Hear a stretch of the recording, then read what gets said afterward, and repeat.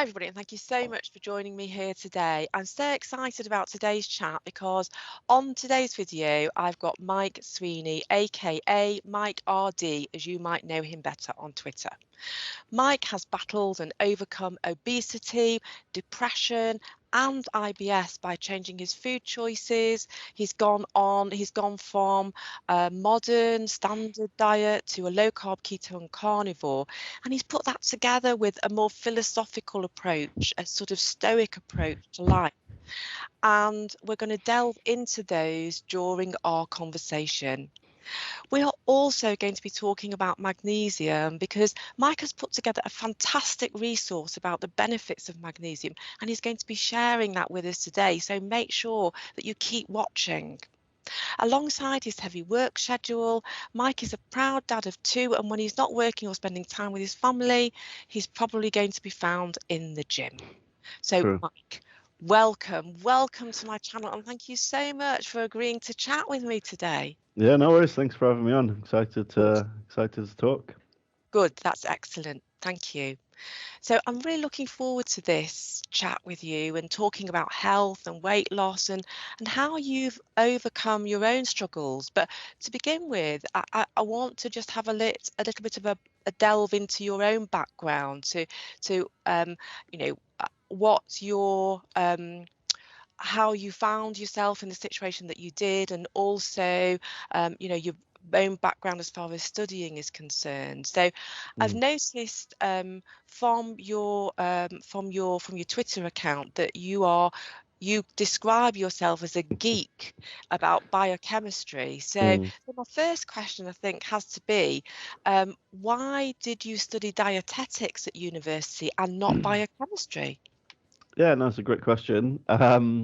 Which takes us actually right to the beginning of, I suppose, where I started. So I went to university quite late. I was about 25. I'd always been, so I was kind of like overweight as a teenager. Kind of got into reading bodybuilder magazines and stuff, and just through trial and error, kind of like lost a bunch of weight and stuff. Got to the age of 25 and just thought, I successfully lost a bunch of weight, but I didn't know why, and that really, really bugged me. So I'd followed the advice in the books and the magazines, and it kind of worked, but I really wanted to know why. So I decided, and here's a funny story for you, and this is completely true. So I contacted a local university, which my local university at the time was Loughborough, which just so happens to be one of the leading sports science institutions in the country. Yeah. I didn't know that at the time. I emailed them. I was like, hey, I might want to do a course with you guys. Like, here's my interests. Have you got anything going? So that was on Thursday. On Friday, they ring me up and say, do you want to come for an interview for the sports science degree? And I was like, oh, sure. So had the interview, and anyway, started on the following Monday. And it was literally as quick as that. So you can imagine my wife's response on Monday when I was like, I've quit my job. I know we've just bought a house, but I'm off to do this sports science degree. Oh my goodness me. Yes. That's a lot to deal with over one weekend. Yeah. But for me, it was like, I was going into that because I was like, I just need to know, like, and, I knew nothing, like no science background at that point. I at that point didn't even finish school, to be fair. No GCSEs, never went to college, no nothing. So I was going into that purely with the motivation of like, what's going on? Like I was chunky, let's say, to put it in a polite way. I fixed that. Why did that work? I had no idea. So that's where I started. Did sports science for 3 years. And that's where I got my base in physiology and biochemistry from, which I'll be forever grateful for, because they taught me there how to critique research, just the basics of like going back to the biochemistry of what's going on, because that's all sports science is about. Is figuring out physiologically what's going on, and we'll build on that. And that's where I answered a lot of my questions, in terms of, in the very beginning, it was like, well, what happens when I eat carbohydrates? What happens when I eat fat? What happens when I eat protein? What happens when I eat all three? What happens when I don't? these are the kinds of questions I had in the very beginning. And those 3 years, through a combination of what I was being taught and also literally every evening of those 3 years, I spent about an hour or two in the library, just reading studies, just reading books, just, just, I suppose, trying to catch up. Because like I said, I was 25, no formal education at that point. And so in my mind, I was almost playing catch up with everybody else, and just trying to figure out my own issues, like just trying to find my own answers. And so going through that process, what I realized was that the nutrition stuff, especially the biochemical side of it, and how that relates to the physiology of the body, that just made a lot of sense for me.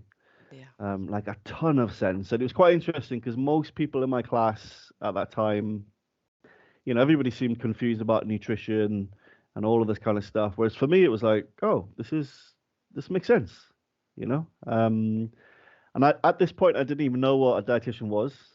And I remember having a meeting with my, what do they call them? Like one of the lecturers. And her question was like, well, career-wise, where do you see yourself going? And I was like, well, I really love this nutrition stuff. Like, what are my options? I don't know. And I really didn't know at that point. And she said, well, listen, I know a dietitian, so why don't you speak to her, and see what you think? And obviously my first question was, what's a dietitian? I don't know. I knew somebody that worked in sports nutrition, and like he was working privately, and so I kind of knew what that industry was about. And you'll know, like in sports nutrition, like basically, like there are very few jobs, like maybe 5 at any given time across the country. It's all private work, and it's all about networking, who you know, who you don't.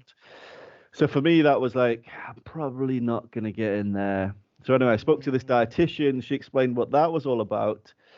And it kind of seemed like, okay, that seems like an area that I can go down and apply everything that I've learned and focus on the nutrition stuff and have a reasonable expectation of some kind of career. And that's kind of what got me started down the dietetics path. And of course, I had to do a year of biochemistry in 2 different universities as a bridge.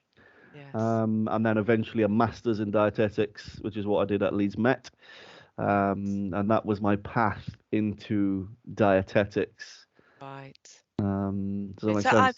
I'm interested. I mean, it's such an interesting path that you've taken there, and it has given you a very broad knowledge that I'm sure throughout your career as a dietitian, you've been able to apply that. Everything that you've learned, even parts of like, your sports science degree, there would have been elements of that you would have been able to pick out and would have been very useful. Definitely. Like I said, just from the get-go, just being able to read a piece of research and just identify, well, this isn't quite right, that's not quite right, I'm not sure about that. And yeah, it sounds very basic, and a lot of people on the internet think they can do it.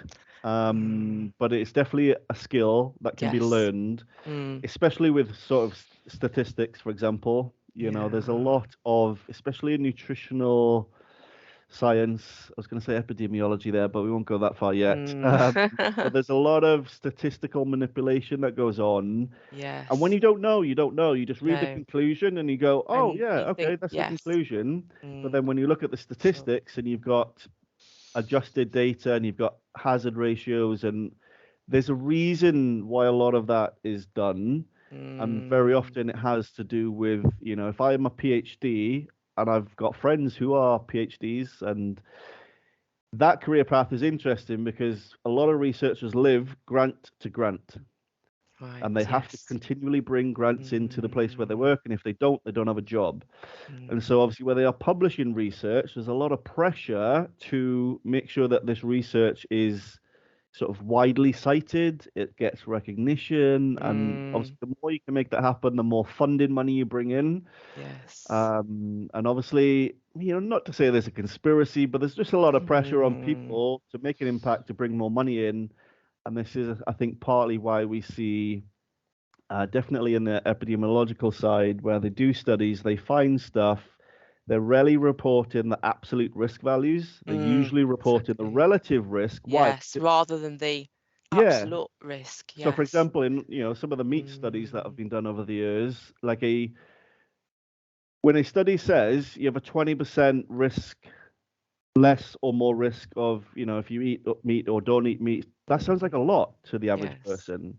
Whereas the absolute risk might be like 0.2, Yeah, which doesn't sound like much, right? So yeah. you'd rather report the 20% because it Yes. sounds like, holy crap, and then the media are going to get hold Yes. of it. The Daily Mail will report it. Before you know it, your study's been cited all over the place. Yes.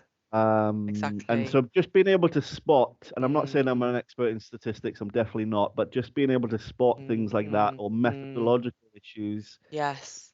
definitely And I being helpful. think that's really the difference between the relative risk and the absolute risk. That's only really something that has only come to the fore maybe in the last 2 or 3 years, is really when I've seen. I mean, you would have obviously come across that before, Yeah, but as somebody who has not been in that sphere within a university or a college, we're only just learning about that.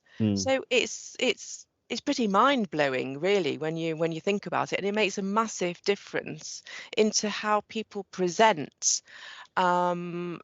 what they say is evidence-based knowledge. definitely. I mean, just that term kind of angers me a bit, just for some of the reasons that we're talking about, because depending how you interpret the evidence depends Yes. what you say. Yes. And I'm sure we'll get into No. this more Yes. as we go Yes. along, but I'm yeah, sure. I'm sure. So just going back to your dietetics course, mm. what were the other people like who were doing that? So it's a great question, and I'm going to try not to be too mean here. Um, it was a mixed bag in terms of where they came from. Right. Some people were coming off 4-year nutrition undergrads.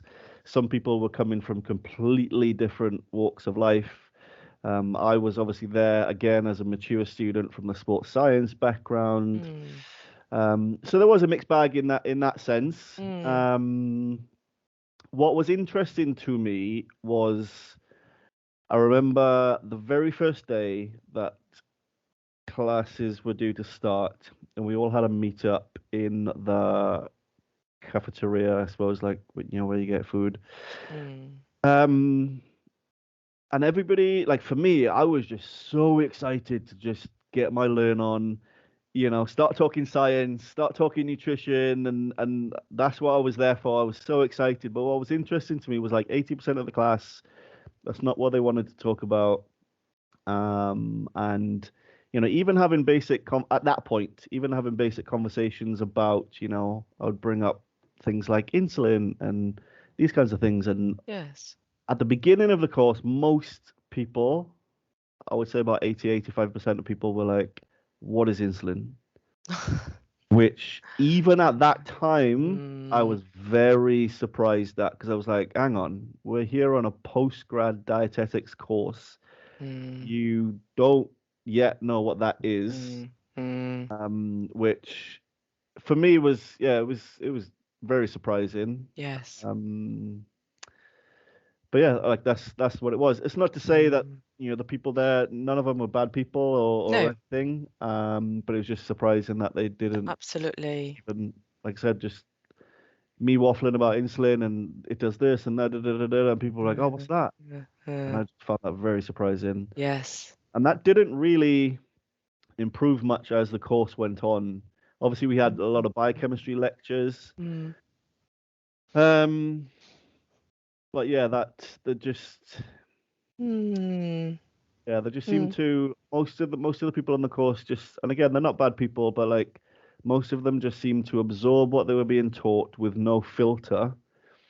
Whereas I was always, at least in my postgrad course, mm, if one of the lecturers had said something, so I'll give you an example, right? So I remember this one lecture where the lecturer she was talking about pediatric nutrition and nutrition through the life cycle, etc. mm. And then she gets to the slide and then she just says, when a child gets to 4 years old, you can put them on a low-fat diet. And so I put my hand up and I was at this point, I was like, genuinely just asking a question at this point. I was just like, have I missed something? Like, what? Like, why would you shift a 4-year-old onto a low-fat diet? Because you've just said for the first 3 years of their life they need fat. Like, why are we shifting them now at 4 onto a low-fat diet? And I fully expected her to be like, well, because of these guidelines and this research and these reasons. That's what I fully expected. But her response was, well, you just can. And I remember saying to the lecturer, I was like, I'm sorry, like that doesn't sound scientific at all. And it sticks in my brain because at the time I was saying that to the lecturer, my friends next to me were nudging me, going, Mike, shut up. Stop asking, shut up, just stop it. But surely when you get to that level, you're right to ask. I mean, at any level, everybody should be asking questions anyway. But surely at that level, a question like that should be easy to answer. Yeah, and this is the interesting parallel between at least my experience of sports science, which encouraged questions and question everything, and I think that's partly where I get it from, versus studying postgrad in dietetics specifically. At least, again, my experience. Other people might have had a different experience, but my experience is the more questions you ask,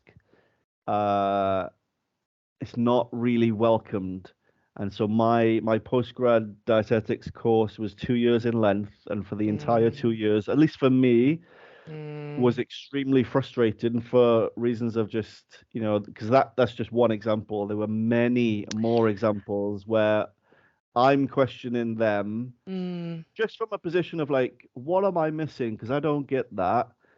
And then their response is just trying to like shut me down, don't ask the question. And not for really me, that explains a lot for me about, unfortunately, my experience with dietitians, which is from I've never been to a dietitian, but my experience with dietitians when I've gone to low carb conferences or talks, whatever it might be, they have been the most stubborn of people. They just don't want to know. They don't want to hear it. They would rather get up and walk out than sit and listen to something that might broaden their knowledge that they could apply to their patients.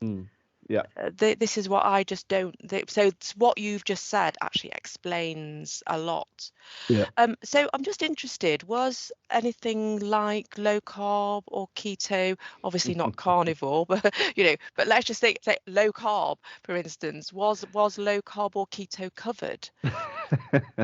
Why I'm laughing is because 100% not. It was never mentioned ever, ever, ever, never in a million years. And what's interesting about that is, so even when I did my sports science degree, obviously through my own research, I became interested in low carb because, I found researchers like Jeff Volek and, Eric Westman and these kinds of guys, which they published a lot more back then, a bit less now. And I'd read their research. I was like, wow, this is awesome stuff. And I'd use it with clients and that kind of stuff, even in the undergrad years. So, by the time I got to postgrad, I was still kind of like self-learning the low carb side of things. And so interestingly, no, like nobody ever mentioned it in the dietetics course ever. And what's curious about that is I remember I had an assignment in one of my classes, and the assignment was, here's your diabetes case study, here's a patient, and you basically had to write like this case study document of what you would prescribe for this patient. And so for me, with my understanding of diabetes, I was like, well, I would recommend a reduced carbohydrate diet, not necessarily keto or anything, but because I think the starting point for this person was, he's eating 300 grams of carbs a day and all of this kind of stuff. So for me, I was like, well, he needs to lose weight, he needs to reduce his calories, and he's diabetic, so we know diabetes is a dysfunction in glucose metabolism. Let's reduce the carbs more, eat more protein, stabilize his blood glucose. And so anyway, I wrote this case study. I had like literally 75 odd references just backing up what I was saying. I hand it in, and I get called in for a meeting with a lecturer. And I'm like... It's going to sound like I made it up. Like, honestly, I can't make it up, but these things stick in my mind. So I remember going into the meeting, and I was like, oh, like, why am I here? Like, was the issue? And she's like, well, I've read your case study and I'm a bit concerned. And obviously my response was like, okay, which part? And she's like, well, I'm a bit concerned that you would recommend a low carb diet because like that's quite dangerous. And so my response to that at the time was, have you read my citations? She was like, I don't need to read your citations. She said, so My what I've done at the goodness. moment, so the pass mark at that time, I think was 45%. She was like, I've marked this at 46. She said, I will happily give you a higher grade if you rewrite this with an appropriate diet, to which I refused. Thankfully, my marks were high enough in all other subjects. In other areas, Yeah, yes. that I could take that loss and Yeah. still graduate basically, with a first class kind of grade. So, I just said to her like I'm not happy to rewrite it, especially if you've not read my citations. Like I have 75 citations there. If you can, and I said this to her, and this is the way I am. I said to her, like, if you read what I've written, you read my citations, and then if you can explain to me why I'm wrong, I'm happy to be wrong. Nobody knows everything, and anyway, so she refused that, and I refused to budge. So she happily marked me down, and we kind of left her at that. It's scary, that, isn't it? It's worrying. Definitely is. I mean, bear in mind, this was like 10, 12 years ago. Yes. I don't know if this, and this is, again, for everybody else listening, this is just my experience. I'm not saying this goes on everywhere. I'm not No, saying well, this I is all can tell you that dietitians. I've heard exactly the same from other people who have studied nutrition at a master's level, and when they've presented their case study, they've been told that this will fail. So you will need to go and rewrite this, and you need to take out keto and low carb.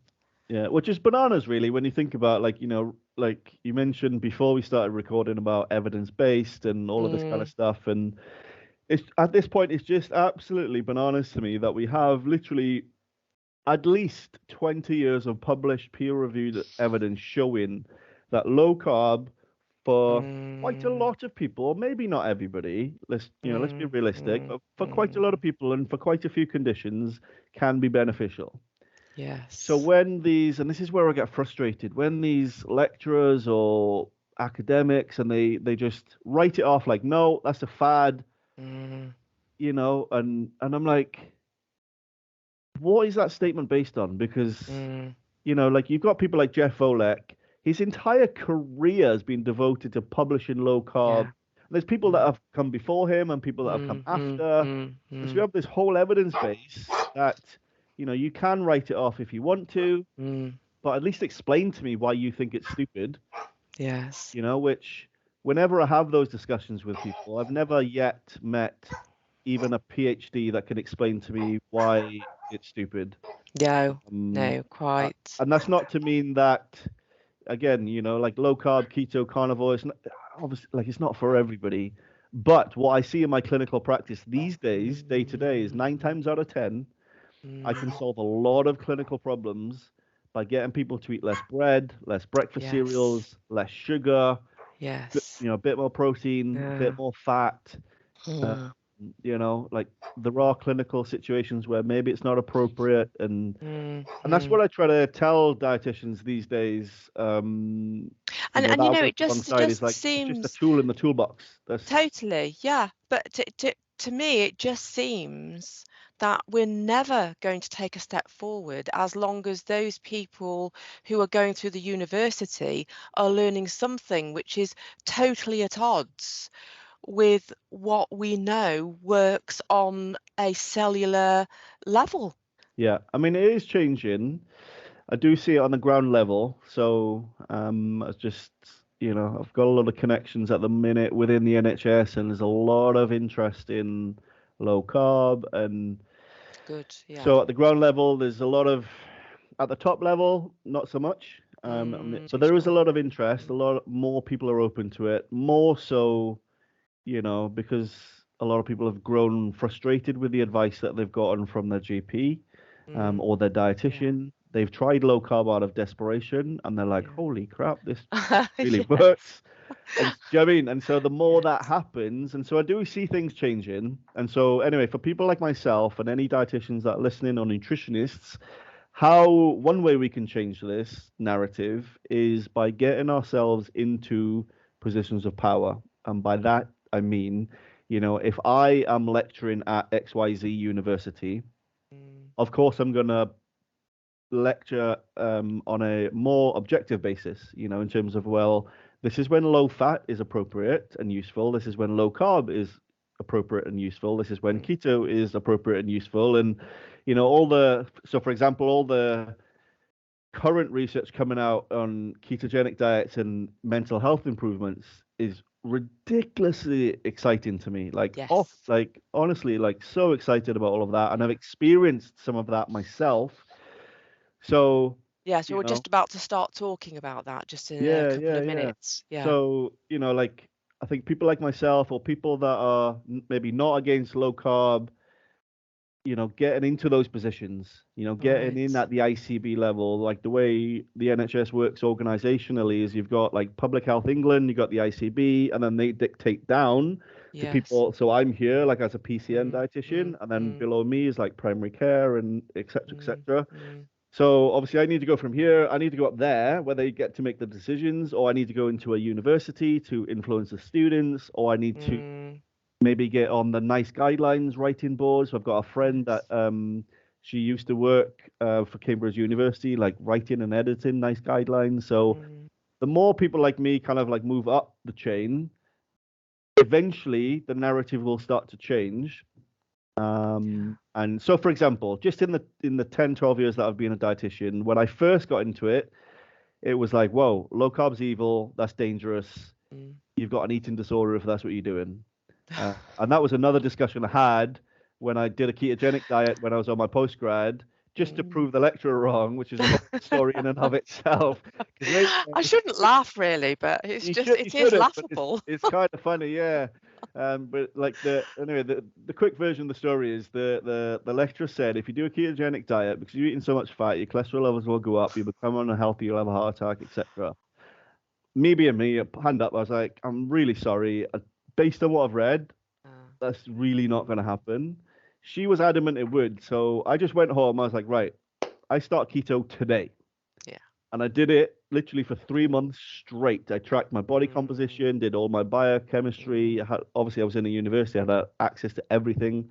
And I presented back to the class. I was like, this is what 3 months of keto did to me. I actually got leaner. Like my cholesterol actually came down. mm, Like all my health markers improved, like yeah. inflammation, everything improved. Doesn't mean it Mm, happens for everybody, but it did at that time. yeah. Um, and yeah, like just obviously, more of that stuff kind of needs to happen and kind of move up the food chain, if you like. Yeah. And Yeah. Definitely. That that's is, how I we mean, affect. that's the way forward, isn't it? Yeah, But it's it is slow progress. But I suppose, we've got to be thankful of the fact that that is going to be yeah. the best way to tackle this, I think. 100%. Um, We need to force it bottom up, 100%. And my point I was trying to make that just left off the end there mm, was like when I first got into dietetics at that point, it was like, low carb, keto, that's like crazy, don't do it, whatever. But then now, if you look at all the guidelines, so the BDA guidelines, the diabetes guidelines, like all of the nice guidelines, they all acknowledge that low carb is a valid way to lose weight. yes. So even just, it seems like a small Mm, move, but actually it's yes. pretty huge because that opens the door It now. does. Yes, it does. I Um, agree. and so over I the next few agree. years, it's like, well, like, so even now, like, Mm, like I have discussions with dietitians and they're like, oh, I'm not sure about that low carb stuff that you're talking about. And very easily I can go, well, the BDA aren't against it and nice mm, guidelines aren't against it. These guys aren't mm, against it. And they go, mm, oh, okay. And they relax a little and then you can have a discussion. yes. And so it seems like a small Mm, thing, but, and again, the more we take these steps, like, mm, eventually, we'll get there because look, the idea is, and I get attacked a lot on Twitter because my Twitter bio, as you've seen, even you messaged me and you were like, "Oh, do you want to have a chat about your radical ideas?" I was like, Am I that radical? Because maybe it reads quite radical, like keto, carnivore, I fixed all these issues, I think etc. But radical, from the point of view of people don't normally expect a registered dietitian to come out with that sort of thing. definitely, yeah. But my whole thing is I'm just here to fix issues. I'm just here to fix problems, right? So the NHS at the minute, all the documents, all the policies, everything is all around we need to be a patient-centered organization, right? And I feel a patient-centered dietitian will use all of the tools in their toolbox. Absolutely. Yes. Like if I need to build a house, I Mm, want all of the tools at my disposal to make building the house as easy as possible. I'm yes. not going to try to build a house with just a hammer.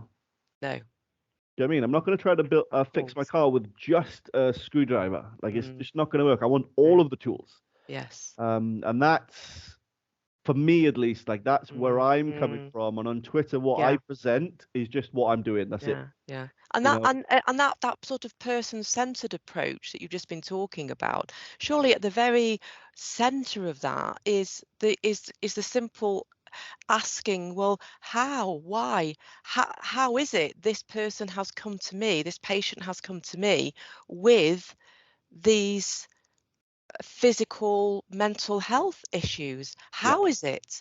Yes. Rather than just simply going through a box ticking thing about, well, I'll give you this, do this, reduce that.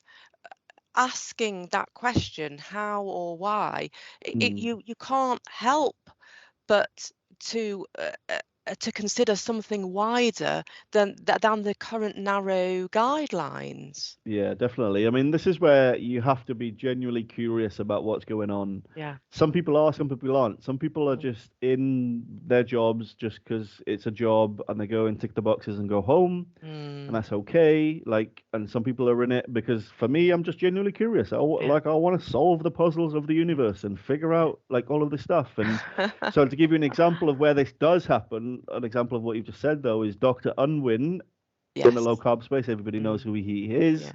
Published a fantastic study in the BMJ last year, showing basically 50 to 70%, depends how you adjust the statistics, achieved remission on a low carb diet. Yes. Anyway, his story started with, for however many years he just followed what he was told until a diabetic shows up in his clinic, tells him, I've done a low carb diet and my diabetes is in remission.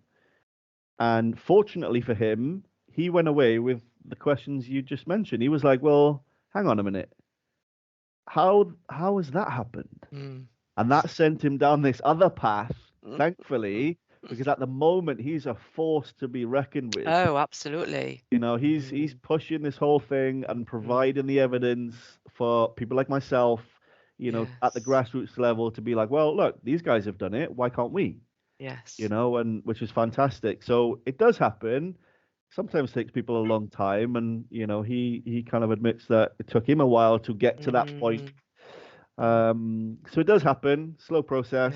Not everybody's as I have heard Dr. Unwin speak at a number of conferences, and it's just incredible. I think what he's done, sort of going against the tide in the way that he has done, and really help to change medical professionals' opinions, or at least made them question, well, look at what is happening, and not even just from a savings perspective. Yeah, he's doing incredible stuff, to be fair. So hats off to him. And Yes. yeah, like the more time, and this is why I'm quite confident that, like, I've seen things change in the short time I've been in the profession. Yes. It will change again in the next 10 years. There will be another Dr. Unwin that comes along, and we can all play our part in shifting things forward, just to the point of, like I said, nothing radical. It's not like everybody needs to go low carb. It's just we need more tools in the toolbox. Absolutely. Because ultimately everything's getting worse across the board. Yes. more I think diseases, that's the more thing. obesity, like Yes. more of everything. So you Yes. got, and this is what, so I presented to Diabetes UK last week to one of their local chapters, and Mm, this was one of my points to them mm, was, diabetes, prevalence of diabetes is going up, pre-diabetes is going mm, up. So the mm. average HbA1c in the UK right now is 5.5, Yeah. 5.7 is pre-diabetes. So Yes. pretty much most people are like bordering on Mm, pre-diabetes in the UK right now, mm, which is kind of mm, scary. And again, it doesn't mean they all need to go low carb, but you either believe that what's currently being done is flat out wrong and we need to do mm, something different, or what we're currently doing isn't enough, in which case mm, we need mm. more and different options. Yes. Either case, we need to embrace low carb, sometimes ketogenic stuff, like Mm, definitely on the mental health side, like the ketogenic stuff seems, totally. is probably going to take over, to be fair. It's a complete game changer for Mhm. mental health, isn't it? I Yeah, think a seems like it. complete game changer. So just moving on now, I just want to just sort of delve a little bit into your background about how you came to find, your low carb and keto. No, So so I you've first came across low carb in my undergrad. in your undergrad, right? Yeah, Yeah, sorry. just from a sports science angle. Like I said, Jeff Volek at that time was publishing a lot of strength Oh, training research, and yes. he was showing that like people who sort of do powerlifting and weightlifting, they could eat a reduced carbohydrate diet and they would get favorable changes in body Mm. composition. They could get stronger. Their health markers would improve, and that's what caught my attention literally 10, 12 years ago. Ah, And right. then ever since then, Okay. the fascination has just continued. Yes. And don't get me wrong, I read other research as well that demonstrates other things. Which is why I've just kind of adopted this mentality of like, I have a toolbox. Mm, mm, I work in primary care. My job is to help people, so I need a toolbox and I need to mm. know what I've got to work with and when Yes. that's appropriate. So, Yes. Yes. so And when did you think that actually that was something that you wanted to do more of the time? In other words, rather than just sort of dipping a toe mm, in, when did you realize that, do you know what, this way of eating is going to change how I feel, how I think, my whole approach to life? When did that happen? yeah, so that's a very good question, and I'm going to try not to get upset here. But for me, like I said, I've always had an interest in low carb, ketogenic stuff, just from a intellectual standpoint. And for me, when it became a way of life was not that long ago. So literally end of 2019, 2020. This was just in the UK as, lockdowns were happening. Mm, COVID was running rampant. And in the run up, in the 2 or 3 years lead up to that point, I was running a business, so I wasn't working for the NHS at this time. I'd built a nutrition software company. It was a pretty big business. We were doing some really progressive stuff. Um, but a bunch of stuff happened that led to my mental health just falling off a cliff. I lost my mum to I'm so cancer. I sorry. lost my Oh best friend to gosh. suicide. Obviously, I was running a business, had the stress of that. We had two children at the same time, and then these Mm, lockdowns were happening, and there's a bunch of other stuff that was going on. Um, and during that time, I had kind of like just gotten wrapped up in running the business, not training, mm, not looking after myself, and just in those, maybe 3 years, it might have even been 4 years, definitely not much longer than that, but just developed a bunch of issues just because of the way I was eating, which was very westernized, if you like, mm. carb heavy. Again, even as a dietitian, and this is why I'm more empathetic towards the average For person sure. and not judgmental, because I Mm, know how easy it is to fall into the trap of like you just mm, focused on work, you focused on getting home, looking after your mm, kids. mm. What you put in your body becomes secondary or third or Yeah, fourth, totally. because that's what happened to me, and Mm, I paid the price, and I just found myself at like I said, it was approximately at the end of 2019, at the start of 2020, like lockdowns were happening, and mm, I just remember like my business was like towards the end of lockdown 1 or 2, I think it was. Like my business, like we were losing customers like crazy because all of our customers for that business were gym-based personal trainers. So Oh obviously gosh. they were all out of Jim's got business. hit one of the Yeah, they worst. were all out of business. Yeah. And so we were losing. I could see where it was going because there was no end in Mm, sight, and I was mm, like, mm. flip. And it was at that moment that, like, a friend of mine, like, he knew I was struggling because I was working from home. I had 2 young children in the house, business crumbling. He knew I was struggling, and he owned a gym. And he was gracious enough, and he said, "Look, I've got an office in the gym. Just come and use the office if you want. At least it'll give you some space." Um, Mm. and that gave me enough headspace to just think about what I was doing, and I remember sitting down at one point because obviously I realized I need to do something. At this point, I was like depressed, anxious, having panic attacks, just a complete mess basically. And I just remember sitting down and I just thought I'll do what I do best. I remembered back from in my university days, my most favorite thing in the world was to print all of the studies off, sit on the floor and mind map Yeah. all of the ideas and just try to make Mm, sense of what's going on. And that's what I did. mm, So I just sat down. I was like, right, what am I going to do? I was like, right, I need to, at the time I weighed like, 110 kilos. I was like, I need to lose weight. mm, So it's like, right, reduce calories there in that bucket. Well, what are the ways to reduce calories? I could do low fat. I know low carb works because I've done it before, evidence, whatever. And I was like, right, what's the next bucket? The next bucket is, I've been diagnosed with, and this is a whole story in and of itself, but to keep it short, I basically got diagnosed first with bipolar, then psychothalamic disorder, wow. then um, borderline personality disorder, which is, by the way, the worst name for a mental health disorder in the world. Like, you couldn't dream up a worse name than that. So I got diagnosed with those 3 things, Oh my all of which, by the way, I goodness. think were completely wrong. Mm, Like those diagnoses landed me on SSRIs for those years. wow. Um, Yeah. so anyway, so that was the next bucket. Was like, right, my mental health is like really bad. So, you know, what can I do that helps that? And you Mm, start looking into things. It's like, well, exercise, sunlight, the basic mm, things. mm, And that's when like I looked at like, well, like low carb ketogenic diets. When you're on a ketogenic diet, your brain produces more GABA, which reduces symptoms of depression and mm, anxiety.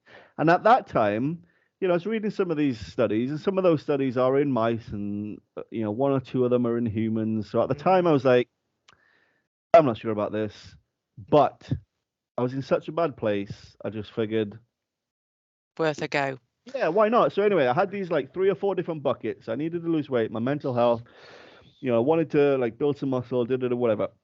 So I had these few buckets, and I was like, right, what's the common thread here? So that's like for me, I'm always trying to simplify things, right? Almost like an 80 Yes. 20 analysis kind of thing, Mm, mm, So I was like, well, these are the things that I want to achieve.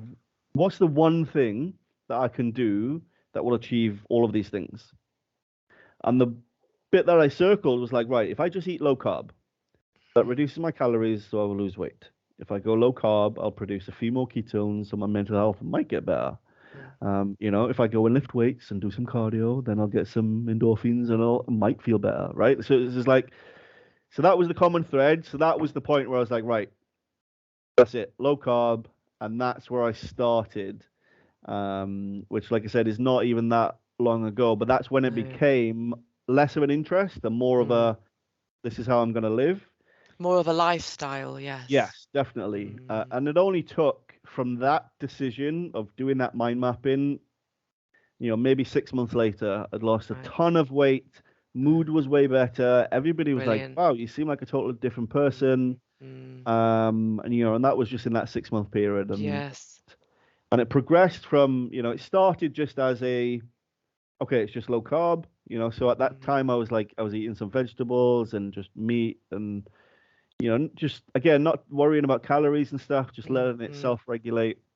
Um, And then eventually, got more ketogenic from there. And then I saw another uplift in mood from that. And then eventually kind of transitioned more into like what you would call a carnivore diet, which is like zero plants, and literally just mostly meat most of the time. Yes. And why that happened was, I'll be honest, like it first started because I just love meat, always have. I just love the taste of it. It's just always been my thing. So I just found myself as I was eating low carb, just eating more and more meat, less and less plants naturally. And that's what made me then think, oh, I've been hearing about this carnivore diet for a few years. I've never looked at it because I thought it was stupid. It just sounded like some ridiculous scam. Right, it's like the next ketogenic diet scam. I know, it's like you think this couldn't possibly work. Yeah, exactly. And that's where I was. I was like, but then, because of where I was at that time, I was like, right, before I make this leap, let me just go and dive into that a little bit just to see if it does make sense. And I had all of the same objections as everybody does, which is like, well, if you're not eating plants, where do you get vitamin C from? Where do you get vitamins from, and all these kinds of things. And if you're eating plants, how do you help your gut to heal if you're not eating plants? Yeah, exactly. Yeah. So I dove into all of that and was fairly surprised by what I found. So for example, on the vitamin C side, so vitamin C is partially absorbed by the GLUT enzymes, which are the same enzymes that facilitate transport of glucose from the blood into the muscle cells or the fat cells. So of course, the more carbohydrates you eat, the more glucose you have being transported through those enzymes. And then of course, the more vitamin C you need, because they're both competing for the same enzyme really to be transported into the cells. So if you are on a low carb or ketogenic diet, your vitamin C requirements actually go down. Yeah. And there is some vitamin C in meat, depending on obviously which meat that you eat. So, you start looking into these things and you're like, oh, that's interesting. And then what you just said there on the gut health side. So, I have IBS, for example. I live that every day. I've been symptom free for the last 8 years. And why is that? And again, like when you dive into the research, even if you just dive into the FODMAP research, like what are they trying to achieve with the FODMAP diet? They're trying to reduce excess intestinal fermentation. That's where all of the symptoms come from. And so a really easy way to do that is to go low carb, eat no plants, eat no starch, eat no fiber, right? And this is why we see people on the carnivore diet or even a ketogenic diet. As long as they avoid those things, their IBS goes away. It gets better. Which improves intestinal permeability over time. It does. And we know the gut-brain axis is real. It's a two-way communicated system. So improve your gut, your mental health gets better. Improve your mental health, gut gets better. I mean, I suffered from IBS for years, like 15 years I had IBS. And I used to explain it as well, I could walk around, the sun could be out, but as far as I was concerned, there was a big black cloud over me that followed me around all day. And that was how I explained it. So when I went keto, and then I've gone more, I'm not always carnivore, I suppose I'm sort of like ketovore, maybe carnivore on some days or some weeks maybe, and I've not had any instances of IBS for many years now. Many years. I mean, I've been doing keto for about 12 years now, and I can't believe the difference in both mentally and physically how I feel. I'm 12 years older than I was when I started, but I feel 30 years younger. So there's just no comparison to how I used to feel. And it almost seems like you go to the doctor when you're on a modern Western diet. You go to the doctor and the doctor will say, well, now you've got this, now you've got IBS. Okay, so now you've got, for me it was very bad joint pain. Oh, so you've got bad joint pain, never asking why. It was always, okay, so here's some tablets, here's some, and it's, I suppose it goes back to what we've just talked about. I mean, it's never about the the diet, what you're eating. It's only ever about treating the symptoms, Yeah, which is definitely. really what we have to get totally away from. So I'm interested in, because okay, so you were very overweight. You've described yourself as being obese. You had IBS and you had depression as well. So, and did all of this, how was the one that lingered for you, or did they all seem to go about the same time once you'd that 6 month in? Yeah, like everything improved. Not straight away in that first 6 months. Like I lost a bunch of weight. I did feel better. Not amazing. No more panic attacks. No more Yes. anxiety. Things at the 6 month mark, things weren't still amazing, but I was like 30 kilos down and feeling Mm, good and mm, etc. And as I've gone over the last, we're in 2023, so over the last 3 years, things have just progressively gotten better. But definitely inside of those 6 months, I came off SSRIs, didn't need them anymore, no issues with that.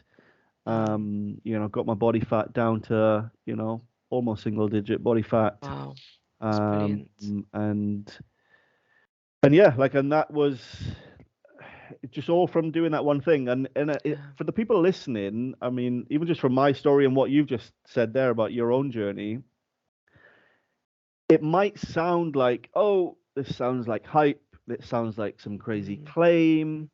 But if mm, you go back to the drawing board, and this is where I'm always at, is like, okay, what are the mechanisms that make that happen? mm, Like for example, we've both gone some version of keto, low carb, whatever you want to call it. Both of us have had IBS and it's gone away. yeah. Okay, why? Well, we know from the research that the like excess intestinal fermentation. Well, why does that happen? Because of Yes. malabsorption of carbohydrates and malabsorption Mm, of fiber. That is it. So yes. FODMAPs is Yeah. just an acronym for lots of different types of carbohydrates. That's all it Exactly. is. Yes. And then you've Mm, got the malabsorption of fiber added on top of that. mm, Um, your body can ferment protein, but it tends to do it like mm, 80% less than the carbohydrate stuff. yeah. Which is why sometimes if you eat literally a bucket load of protein, you can feel quite heavy, like maybe that's what's Mm, going on. mm, But there are mechanisms to explain all of it, like yes. everything that I've said, everything that you've said. So even the mental Yes. health side, like I said, the research at the Uh, moment, wow. um, both in mice and in humans, suggests that when you go low carb or ketogenic, your body, because of the ketones that are being produced, your brain at least in turn produces more GABA, which Mm, almost acts like a relaxant on the neurons. Um, right. and so that's at least partially what's going Mm, on the mm, mental health mm, side. mm, And so there are mechanisms that explain all of this. The weight loss is mm, a simple one. Less volume of food coming in. You're carrying around food if you've got body fat. yes. So less volume of food coming Exactly. in, your body will use up some of that, Exactly. especially if you're Yeah. exercising. There Yes. are mechanisms behind it, Yeah. but I think And, what turns people off is you say, well, I did this diet and all these clinical things improved. That sounds mm, like hype, but it's mm. it's it's really not. If there's a No, it mechanism isn't. there, it Yeah, becomes a useful exactly. tool. Yeah. Like when it comes to body fat, like an interesting reframe for people is to think like, well, why would your body store fat in the first place, right? Considering it has all these negative consequences. Like, why would it do that? Exactly. Yeah. Right? And the reason being is way back in the day, before Yes. agriculture, industrialization, etc. Mm, mm, We had this feast and famine kind of, mm. you must have had, right? Like hunting, Yeah. trying to We have. gather We things. did have, definitely. Yeah, you would have gone hungry for a few days and then you would have Yes. feasted for a few days, that kind of approach. So your body's adapted Mm, these mechanisms to store some food to use later as energy. yes. So your body actually wants to use the body fat.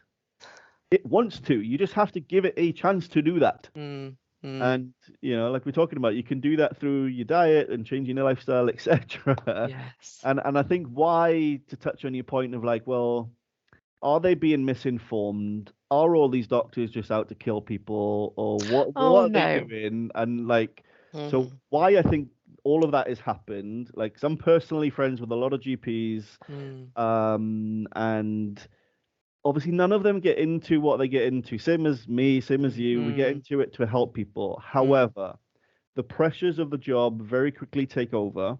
mm, Especially in the NHS. They employ in the NHS 1.3 million people in the UK, yeah. the largest employer in the UK. It also Mm, happens to be the most stressful place to work in the UK. mm, You have to see X amount of patients every mm, day, like nonstop, all of this kind of stuff, right? And it's probably same as a lot of jobs. mm, So once the job pressure piles on, mm, and you become sleep deprived, you become stressed, you become overwhelmed, that's when you start looking for like, well, mm, what do the nice guidelines say? Let's do that. mm, What did that say? mm, Let's do that. You haven't mm, got time to mm, read research anymore. So you mm. look for these things, Yes. which, there's nothing wrong with that if it helps to guide you. Mm, And this is what I say to a lot of dietitians and healthcare practitioners is the guidelines are called guidelines mm, mm, because they're there to guide you. You don't have mm. to follow them to the T. It's Yeah. a starting point for your critical thinking process. But Mm, obviously, what happens because of all the factors I've just mentioned, mm, don't have the time, etc. So they just go, mm, oh, that's what that says. Let's just do that. Eat well, plate. Let's just do that. Da da da da. Just churn it out. Da da da. mm, At the mm. moment in the UK, GPs have 8 minutes with a patient. I know, it's crazy. So yeah, it's absolutely mental. So and this isn't a knock on GPs at all. Like I said, I've got Mm, friends that are GPs, so this isn't a slight against them at all. But the realities of the job, they have 8 minutes. mm, So if you or I go in to see our GP, they have 8 minutes. yes. Most people don't realize they are not there to figure out what is happening. A Mm, GP is there to do one of two things only. They either mm, prescribe something or they mm, refer on to somebody else to try to figure it out. yeah. That is it. In Mm, both cases, they get paid money to do one of those two mm, things. mm, So when you look at the QOF incentives mm, within the NHS, which is a framework that they've developed, which they use mm, these are the targets the GPs have to meet, so they kind of get paid around these mm, targets. When you look at those, they get paid to refer on to specialist services or to prescribe certain drugs based on the symptoms, etc. mm. They do not get paid to sit with you for 3 hours to I know.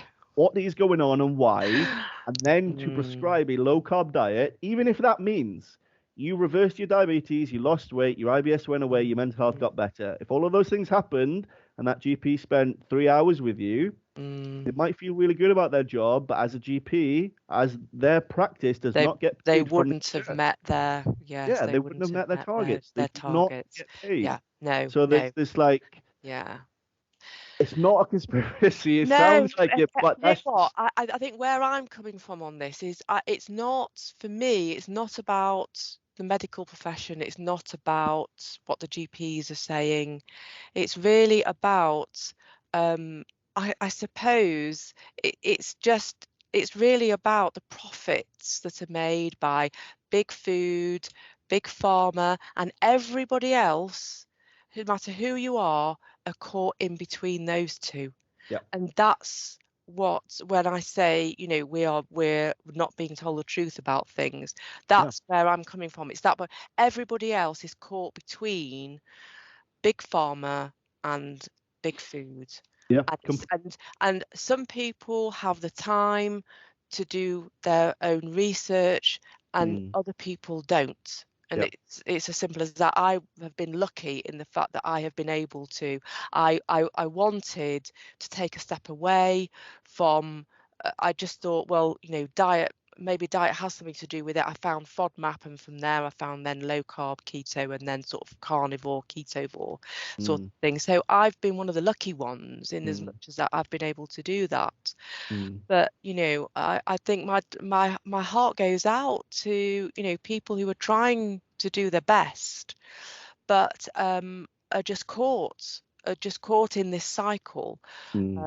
And I think a lot of it is to do with what is being taught in the universities, without a shadow of a doubt, because that's really where people are learning the very basics of what they're then going to go out into the world and go and try and help people with. Definitely, yeah. No, I completely agree with everything you've just said. I think for me, fundamentally, if you break it right down to like, okay, what's the core issue here? And Mm, this will never be changed. I think the core issue is capitalism I'm not suggesting we move away from that, No. but that's why everything is profit driven. And Yes. so what you've just said there, so a perfect example is on the Goldman Sachs website right now. This document is live. It's dated 2018. They talk about chronic diseases as profit pools. It's Oh a my whole God, that's appalling. it's a whole strategy document, and they discuss in that document about why it's not in their financial interest to actually develop cures. And they give an example in that document of hepatitis C. Right. So, you know, at some point in time, I'm not sure of the exact date, I can't remember, but it's in that document. They use a drug company developed a drug, rolled it out, turned out that it cured hepatitis C. They made 10 billion off that drug, but then because they cured everybody very quickly, they didn't make any more money. And that was presented in that, it is presented in that document as a case study of we made a mistake because there's no more recurring profit pools. And that's their language, profit pools. That's why I use the quotes. Yes. And again, I know how this sounds because 5 years ago, 10 years ago, I would have heard this and gone, this guy's nuts. We can link to this document. It is live on their website. And they use that as an example of like, let's not provide cures anymore. Yeah. And they don't say it as bluntly as this, but they present that case study as like, let's not do this. Because if we do that, we don't make money. Exactly. we don't make any and when money. you think about like, It's okay, well, appalling. they've said that, and what do we see in real life? And this is one of my issues, right? So I'm not a cancer expert by any means, but it's always been curious to me. We've got all these cancer charities all over the place. At this point in time, they must have had tens of billions in pounds, Yes. never mind dollars or all the other currencies to facilitate research. Yes. We've never once come up with a cure, ever. No. Why is that? I'm not suggesting anything. It's just very curious to me. Do you know what I mean? We're still just treating symptoms. We're still treating symptoms. Yeah, we're treating symptoms, helping people live longer, which is awesome. However, you know, like how is it possible at the moment? So Elon Musk can send a car into space to fly around Mars and have the videos telegraphed back to the UK. And, like, all of that's possible. We've got satellites in space and all of this crazy stuff is possible. But still, after tens of billions of pounds or dollars invested in cancer research, there's still no solution in sight. Like that to me is like, that's completely bizarre. And then that's why when I read that 2018 Goldman Sachs report, I was like, no, you know, this is the smoking gun here. They are not incentivized to solve our problem. They are just not. And once you realize that, though, that can become, you can become hopeless with that, or you become empowered with that. Empowered by it, definitely. You very quickly realize, well, the GPs are overwhelmed. They haven't got time. Pharmaceutical companies, they want recurring revenue, so they're not really incentivized. It's not in their best interest to cure. Exactly, yeah. And it's not a conspiracy. It's just we live in a capitalist society. Exactly. Everybody wants to make more money. Yes. That's just the way it is. And this is what go back to your point, like where we find ourselves is like we're all trapped between this like dynamic of like the companies want to make more money, they're not incentivized to fix our issues, but we want to fix our issues.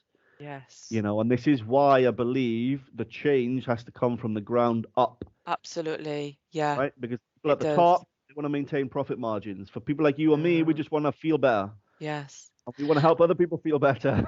You know, I think it took me years to be able to go into a supermarket and to actually face the reality of not everything in here is good for me, because you just assume that every time you walk in a supermarket or a shop, everything that is sold in there must be okay, otherwise they wouldn't be selling it, because the government would put a stop to it. Somebody would put a stop to selling this if it was bad for me, but that's not the case. That's not the case. True. Definitely not. No. So I was in Spain recently, and I posted this on my Twitter feed. You might have seen it, because what I saw there was I walked down the breakfast cereal aisle just out of curiosity, and I saw a chocolate flavored ultra processed cereal basically that had a Nutri-Score score of C on it. So it was orange Yes. and it was chocolate flavored and it was called fitness cereal,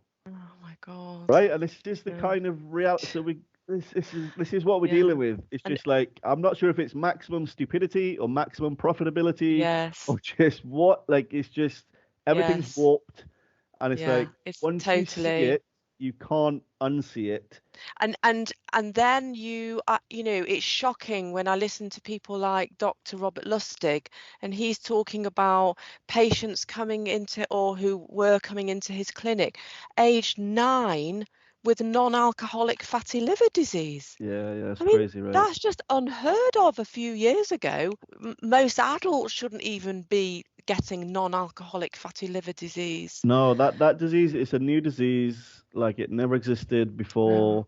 At the moment in the UK, 1 in 5 people have it across all yes. ages. When I've delved into it and I've looked into it and I've thought, this is dreadful. This is absolutely dreadful Yeah. in the way that, and people don't talk about it. It's not spoken about in the same way that diabetes or whatever, or heart disease. Yep, million percent, million percent. And there's a lot more things like that are going on. So, just and this is where the always learning part comes in. So, just Mm, this year for me, I've had an epiphany with like the water supply, exactly what you're just saying. Like for years I've heard people like Dr. McCullough, etc., say, mm, the water supply, there's plastic in it, there's estrogen in mm, it.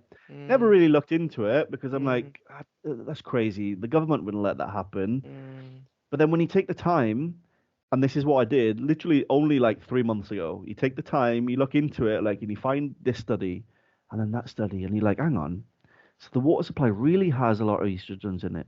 And you find another study, and See, you're like, oh, the water supply has microplastics in it. And then you yeah, find another study, like, oh, there's lots of mm, metal in there. yes, And then, so I read all of this stuff, and the same as you, and this is just recently, so it's an ongoing process. And I was like, hang on a minute, even the water supply is fucked yeah, up, you yes, know? And so I went out and I bought a water filter, only like an entry mm, level one, mm, but I bought the best one I could find. So this mm, company, their jugs are like 50 quid. mm, I'm not promoting them, so I'm not going to mention them, mm, but I only chose this one because they had independent certification to say that it does what it does, yes, like filters out all the bad stuff, yeah, basically.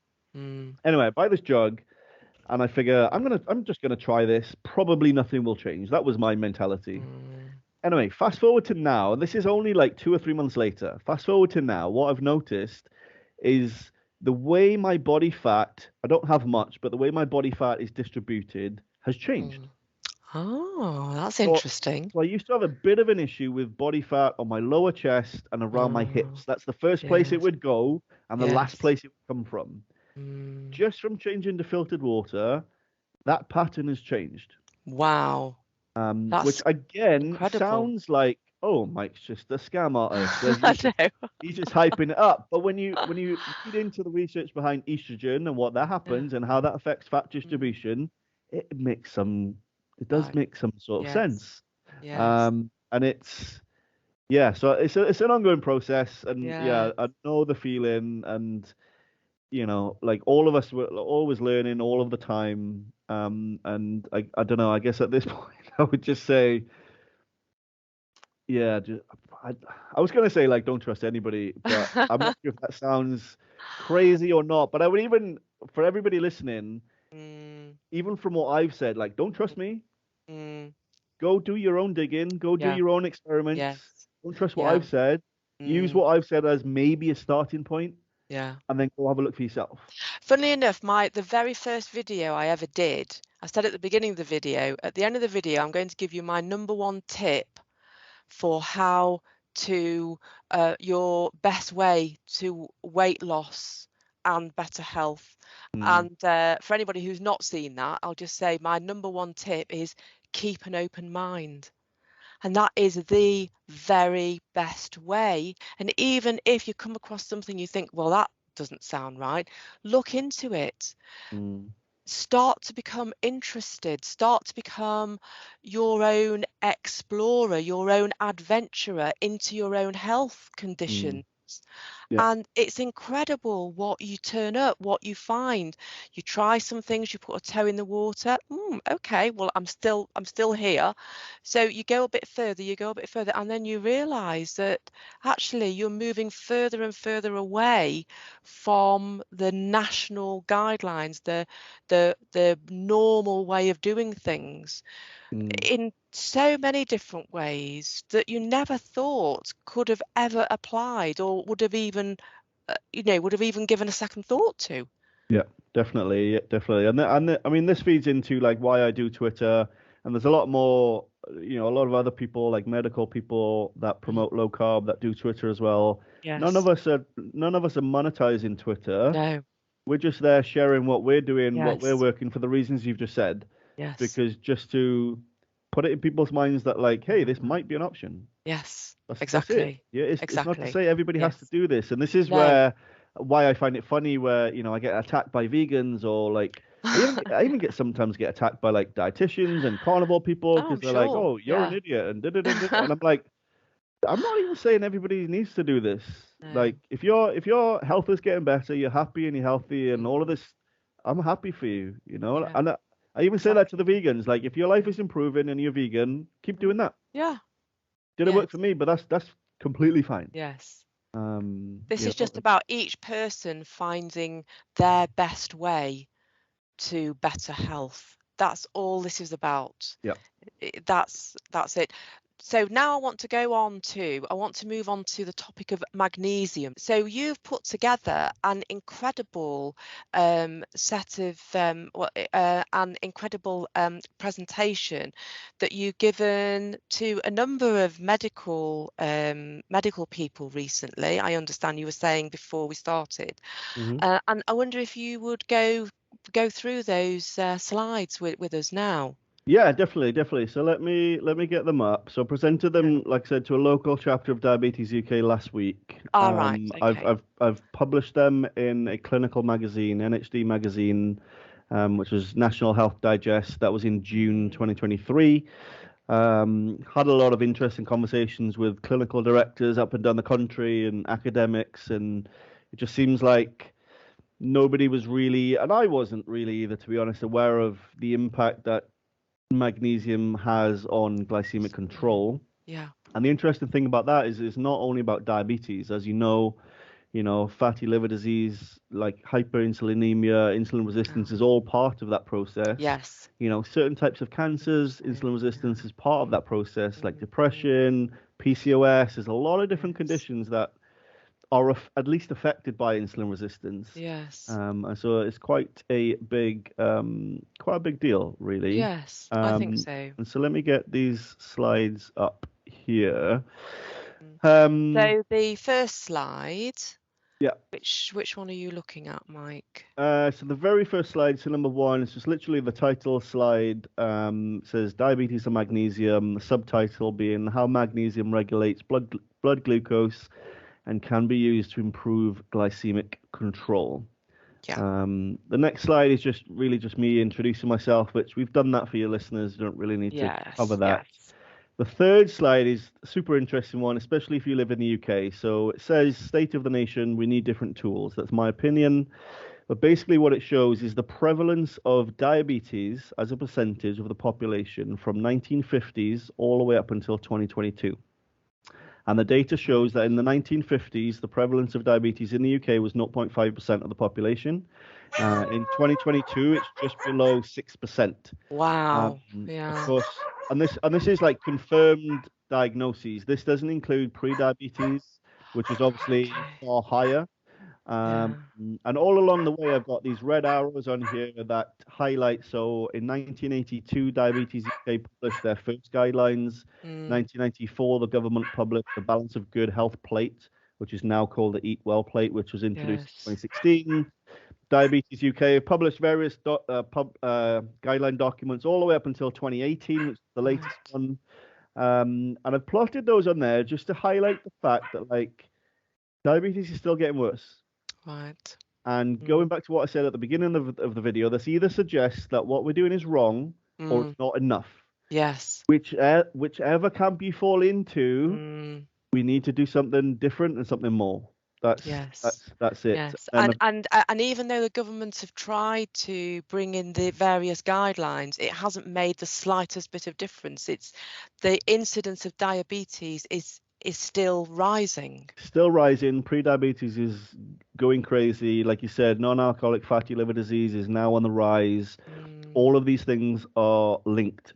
You know, And Alzheimer's is considered type 3 diabetes by some yes, researchers. yes, it is. And You know, so if we think about diabetes as being like an iceberg, so the diabetes, the bit we can see is what's going on, underneath. So is there a huge pool of pre-diabetes? oh, massive, yeah. So pre-diabetes in the UK is like, I can't remember off the top of my head. It's literally like 40% of the Oh population. my God. Is Right. absolutely insane. I've not plotted it Right. on here because No, no. obviously Yeah. it would make the prevalence of actual diabetes look Mm. like not a problem, Yeah. which Because it definitely is. yes, just it's Um, like I was saying, if you think of it like the iceberg, yeah, you see the worst bit, which is the sort of the full blown, if you like, diabetes, but actually lurking below the surface is this huge problem, which is finding its way up to the top. definitely. And look, for years people have been talking about diabetes as an epidemic. It's Mm, worse than that. It's far worse than that, and we're going to explain why. So at the right. moment, according to Biobank research in 2021, they get all of their data from the NHS. Yes. So the UK average HbA1c right now is 5.5%, as it shows on Yeah. this slide. Yeah. Pre-diabetes is considered 5.7 or more. Mm, So the right. average person in the street is not far, like literally 0.2% away from being pre-diabetic. Right. And that's like the entire nation on average. Right. So, but that's not even the worst of it, right? So that's not even the worst of it because actually, let's go to number 5 first. So the one Right. titled "We Can Do More: How Magnesium Regulates Glucose," because that will make the Yes. next slide make sense. Mm, So the whole theme of today's chat is being like, well, why is this happening? mm, What and don't get me wrong, diabetes. There's lots of mechanisms. There's genetics. There's mm, obviously the ultra processed food. So the food environment. There's all the gut microbiome. There's lots of mechanisms. So this is just one in a dozen or more of mechanisms. But mm. this is one that nobody's talking about, which is why I'm excited about it because it's another tool in the toolbox. You know, Absolutely. why not? So Yeah. at a biochemical level, what we know, so the beta cells in the pancreas, when they become low in magnesium, they start to hypersecrete insulin. Right. And this happens even in non-diabetic people. Mm, And this happens even wow. in non-obese people or non-overweight people. And as a short-term transient thing, this is not a problem. Mm, When this goes on for days, weeks, months, and years, this is what we mm. call hyperinsulinemia. Right. So that's just in the pancreas, though, right? So you can, Mm, even if that's all you knew, over time, the rest of your body becomes insulin resistant. You can see how mm, that cascade would happen. But that's okay. just in the pancreas. At the muscle cell and the fat cell level, when those cells become deficient in magnesium, they can't move the Mm, glucose out of the blood and into the cells as efficiently as they once could. right. Now, the reason for that is because that GLUT4 transporter that Yeah. moves the glucose from the blood Mm, into the mm, cells, it mm. needs magnesium to do that. Right. So when those cells become Mm, deficient in magnesium, it doesn't do that as well. mm, So this obviously mm. makes the situation worse. So now we've got high insulin levels, Right. and insulin isn't able to move like the glucose into the cells as Mm, efficiently as it mm, once was. So the blood mm, levels of mm. glucose are going up. And In, why would we be low in magnesium? Why is it that we're not getting enough of it?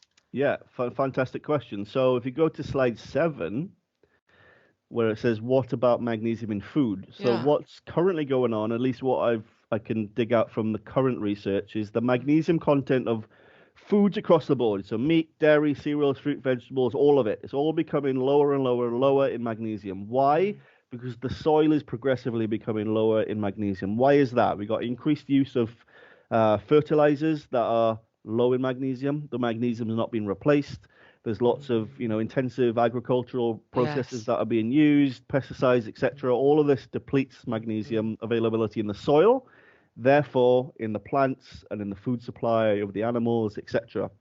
On top of that, the more processed and the more refined a food, is that reduces magnesium content of that food by up to 80%. Wow. Right? So like unprocessed bread has Oof. more magnesium. Hyper-processed bread or ultra-processed bread has 80% less magnesium. Okay? So, and then on top of that, you've got our modern lifestyle. So we know that stress, caffeine intake, certain medications, all of these things impair our body's ability to absorb magnesium, or they increase the excretion of magnesium. Right. Right. And that's not even to talk about certain plant-based compounds like phytates, oxalates, lignins that you find in certain plants that all, like I said, they all either impair your body's ability to absorb or increase. So they act as like a barrier almost, or they draw the magnesium out with them. Yeah, they're just reducing the availability of magnesium in the body. So you put these three things together. We got less in the soil, less in the food. We're processing more and more food. Yes. We live in a busy, hectic, stressful, caffeinated, medicated lifestyle with, you know, for the average population, eating more and more plant stuff. And then you can see this perfect storm of low magnesium happening. And the insult that is causing in the pancreas, at the, you know, in the muscle, in the fat cells. And then if you skip to slide 9, which is the title of that one is A Silent Health Crisis, which I don't think that is overstating the problem, because at the moment, what we know, for all the reasons we've talked about just now, at least 50% of the UK population are estimated to either be deficient in magnesium or at least have low cellular levels. Now, it's important to distinguish because somebody will go to their GP, get a serum magnesium level tested, and it will 90% of the time shows normal. The reason for that is because your body stores 60% of the magnesium in your bones, about 20% in the muscles, and about 19% in your soft tissues like your organs, like your pancreas, your brain, etc. So what your body does, the way magnesium metabolism works at a very basic level, is if your serum levels start to dip, it will take magnesium from everywhere else, like your bones, your soft tissues, your muscles, to keep your serum levels up. So that serum magnesium test that is done as default by every GP up and down the country is actually not diagnostic of what we're talking about here at all. The test they need to be doing is red blood cell magnesium levels. The reason they don't do that is because it costs double the price. That is the main reason. So a serum magnesium test is about £40. Red blood cell magnesium test is about £100. You know, when they test people in these studies, and it's like serum levels are normal, but at the cellular level, they're low. They're low. And that's partly because of the diet, the lifestyle, etc. And this is why we see, you know, just some more stats in here. So people living with diabetes who have uncontrolled diabetes, 75% of that population have low cellular levels of magnesium. Wow. Based on what we know about glucose metabolism and how it relates to magnesium, I'm not saying magnesium is the solution. I'm saying it's another tool in the toolbox that we're not currently utilizing. Right. How much magnesium does somebody need to take in order to get their cellular levels up to where it should be? That's a fantastic question. So in most of the research that I've read, and I'm talking about randomized control trials, and there is a lot of them. They've supplemented these individuals with anywhere from 200 milligrams a day right up until 500 milligrams a day. What they figured out is you need to do that for at least 4 months to get your cellular levels basically full, if you like, or optimized, at least 4 months. Why does it take 4 months? I have no idea. My theory is magnesium we know is used for almost everything in the body. Every enzymatic process uses it. So it could be that your body will use it for all those other things, and eventually it will filter down to the cellular level. Right. That's my theory. It might be wrong. It might be right. I don't know. If somebody knows better, let me know. But that's a kind of makes some sort of sense. But these academics are saying minimum of 4 months, anywhere between 2 and 500 milligrams a day. Now, I personally supplemented with a gram a day for 4 months. And just as an experiment, magnesium glycinate, if anybody's interested, is probably the safest one. Has good absorption, doesn't have a laxative effect. At the moment, you can get it for about £20 for a 3-month supply, so it's very cheap. It comes with other benefits, like some people notice they sleep better. There's some research on that, which is really interesting. You know, even at a gram a day, you're not going to reach any toxicity levels. Um, Mm, you know, the only potential downside is it can interact with some medications.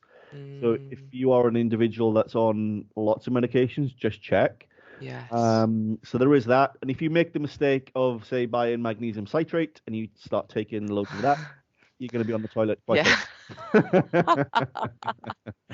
Yes, yes, of course. Yeah, And that's right. just to kind of finish this magnesium stuff with this slide, so slide number 10, where it says the title, "This isn't just my opinion," because I know again what I've just said about magnesium sounds like hype. So when I presented this to Diabetes UK, the local chapter just last week, one question that I got from a lady was, and she, you know, bless her, she was very honest in asking this question. I'm glad she did. She said, "This sounds revolutionary. My question is, are you here to sell magnesium?"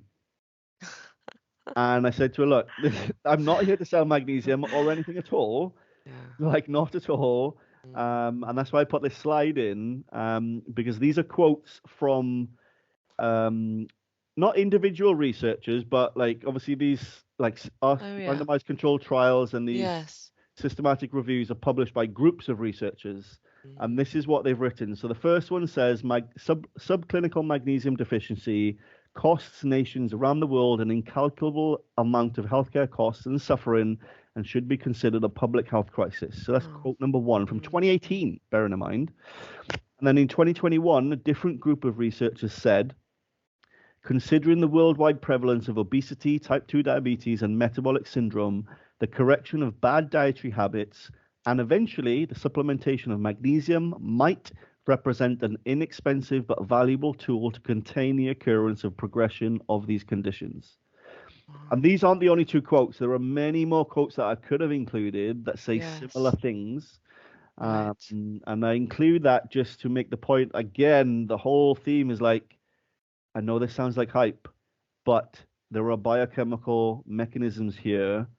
And yeah, so you know, if you have diabetes or even if you don't have Don't have diabetes, at diabetes. Yeah. least consider Yes. supplementing magnesium. Or, you know, Absolutely. if you want to be really scientific about it, go and pay the £100 to get the red Mm, blood cell magnesium test done. yes. If it's low, start supplementing. If it's not, Yeah. you're good. Yes. Yes. Um, Yeah. And there are, as you've just mentioned, there are many different types of magnesium as well, aren't there? So mm, you mentioned sort of magnesium citrate is the one that really helps you to go to the loo, yeah. maybe you're feeling a bit constipated. Mm, There's magnesium glycinate, which I take at night time. I think it's great, helping for like sleep and that sort of thing. And mm, magnesium malate I take mm-hmm, during the daytime for like muscles to mm. help with any sort of muscle aches or whatever it might be. But there are a number of different Yeah, yeah, yeah. kinds. So do you think that makes a difference, or do you think if somebody just goes and buys a general, just as long as it's not a citrate? Yeah, so for me, I've not seen any compelling evidence that suggests that all these different forms of chelations make any Mm, significant difference as to where it ends up in the body. right. The only things that I've seen is like magnesium threonate supposedly Mm, crosses the crosses the blood-brain blood-brain barrier. barrier. It Yeah. crosses it more easily, Mm, and it's right. but like there is plenty of research that suggests that any type of magnesium crosses the blood-brain barrier, but just not as Oh, to easily. some degree. Right. Yes, yeah, Yes. and so Okay. I've just not really seen that much data to Yeah. convince me that like Yeah. malate versus glycinate, like where is that going in the body? Because I'm sure somebody watching this who's never ever come across, never even thought about taking magnesium before, would go maybe and have a look, and then if they went on whichever website to have a look, they will realise that there's many different types, and There's they would lots of want to them. know what would be the best one There's for lots them, of them. maybe to just start with. Yeah, and that's why I recommend everybody to start with glycinate, only because I'm a fan of simplicity. Yes. And so magnesium glycinate gets you the magnesium you need. You can Mm, absorb quite a lot of it. There's no laxative effect. And the glycine in and of itself has health benefits. mm, mm, So you got glycine and magnesium put together to make the right. glycinate. And Yes. so that's why I'm a fan of that one, because just very Yes. simple. Obviously, you want to avoid the oxide because that's not very well absorbed, Yes. and you want to avoid the citrate unless you want to take laxatives. Yeah. The 3 and 8, if you're taking magnesium to try to help your mental health, there is some data there. It's not as robust as the diabetes stuff, but there is some data there. So if you want to try that, the 3 and 8 maybe is worth a punt. It's Yes. at the moment it's the same price as the glycinate. Right. But yeah, that's why I recommend people, like, if you're going to try it, start with a glycinate. Yes. You'll be okay. Like, And then if they're looking at the back of the packet, they want to be considering something that contains 200 milligrams of magnesium, somewhere between 200 and 500. So that might mean taking more than one tablet per day. Yeah. So I mean, the brand that I personally take, it has 280 milligrams per serving, which is 2 capsules. Right. Which would be completely fine as a starting point. You could take one in the morning, one before bed. And if you don't find any benefit, you can increase from there. Yes. Which is another thing I always recommend to people with supplements is start with a minimum effective dose, and then just increase until you get it up gradually until with magnesium you get to the point where if you're having loose stool movements, that's the point at which you would want to knock it back. Yeah, which in my experience at least you wouldn't with glycinate. Like I said, I took the glycinate at a gram a day dose for 4 months. Wow. 0 issues, none at all. Right. Okay. And again, that just feeds into like, well, why? Like, that's what I tell people to buy because it's the safest one. Yes. It ticks all the boxes. Yes. And what did you feel after having taken it for that? What benefits do you think that did you feel any benefit, or was it just, well, I know this is benefiting my pancreas and virtually every other organ in my body, and it doesn't matter that I'm not physically feeling something? Yeah, so it's an interesting question. So for me, when I first read all of this research, which was purely by accident, by the way, purely by accident, I just noticed that, like, my body doesn't respond well to carbs anymore like it did 10 years ago. I just seem to gain a disproportionate amount of fat when I eat them. So I was like, maybe I'm insulin resistant. I don't know. And I just thought there must be some supplements out there that can help with that. And there are a few. There's not just magnesium. There's berberine, which acts like metformin without all the side effects. And so there are a few. So that set me on the path. And I started reading some of this magnesium stuff. And when I was reading the statements that these academics were publishing, I was like, holy crap. And just spent like a few weeks of my life going down the rabbit hole, immediately just bought it. 'Cause I was like, right, this, as we've already discussed, insulin resistance is involved in a lot of metabolic diseases, not just diabetes. Yes. So I bought it for that reason.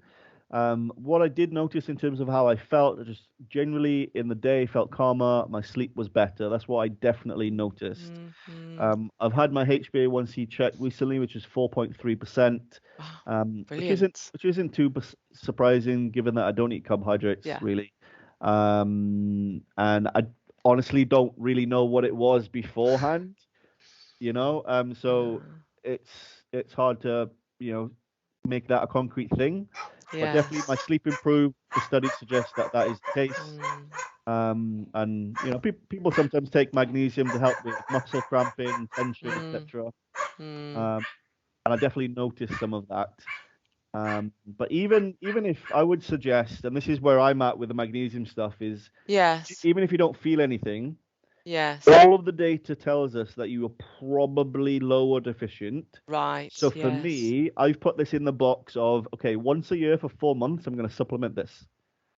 Right. Just because the research tells us at the moment it takes 4 months to get your cellular levels up. Whether that's a smart move or not, I don't know. Makes sense to me because the thing with supplements is a lot of supplements have a lot of good benefits. And if you're not careful, you end up taking like 75 supplements even before you get going in the morning. And that's not a way to live. No.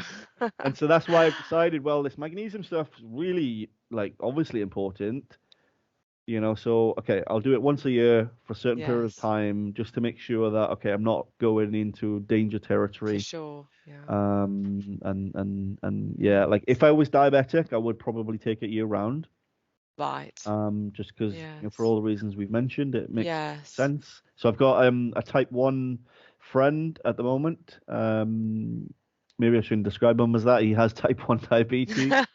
And so we're going to do a case study with him That's from interesting. September moving forward. So, Yeah. so for him, for example, for the last 5 years, his HbA1c has never been below 7.5%.